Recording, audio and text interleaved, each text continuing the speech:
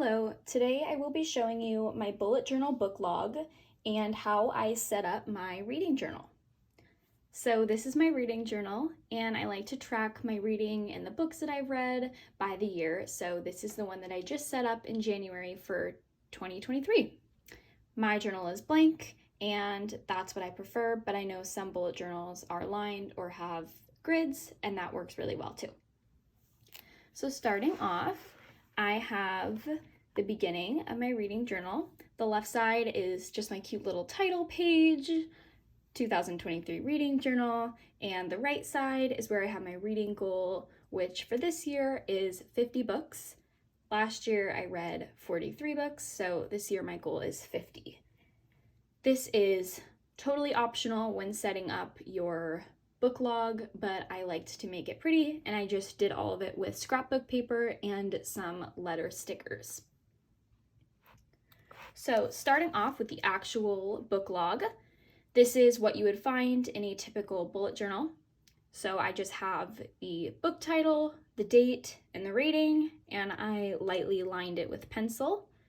And I'm keeping with that same scrapbook paper throughout, but this is your very classic and simple bullet journal book log. You can just add in your books as you read them and keep it going. This could be all that you add to your reading journal if you want, and that would totally work, but I have added some fun pages to my bullet journal that I like to use as well. So this is my 5-star reads page. I like to keep track of the books that I've read that I gave 5 stars to, and that really stood out to me. So I read all of these within the past couple of years, and I still think about them today. So this is just an example. You can keep this blank and add as you go, or you can do more of a books of all time 5-star reads setup.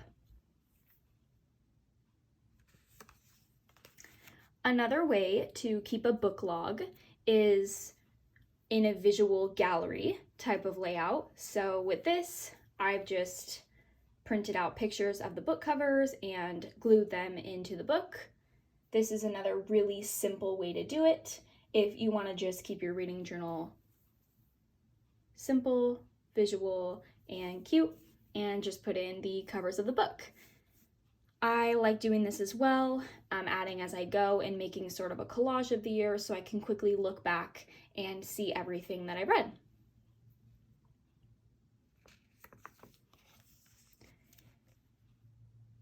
These 2 pages are another way to keep track of the books that you've read, and especially towards that goal. So these are a little bit more numbers based.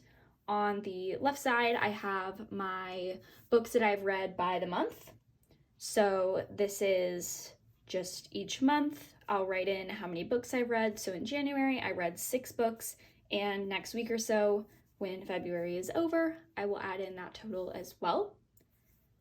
And then on the right is something that you may have seen in bullet journals. It's another way to log those books. Very simply just shading in the books as you go. I'm up to 11 books this year, so I've shaded in the first 11 books. I think this bookshelf is 51 or 52 books, so it'll be perfect. If I meet my goal, everything will be shaded in those colors. That's also a very popular, classic, simple way to keep that bullet journal book log going and track the books you've read super easily without worrying about the title or the pages or the rating or anything like that.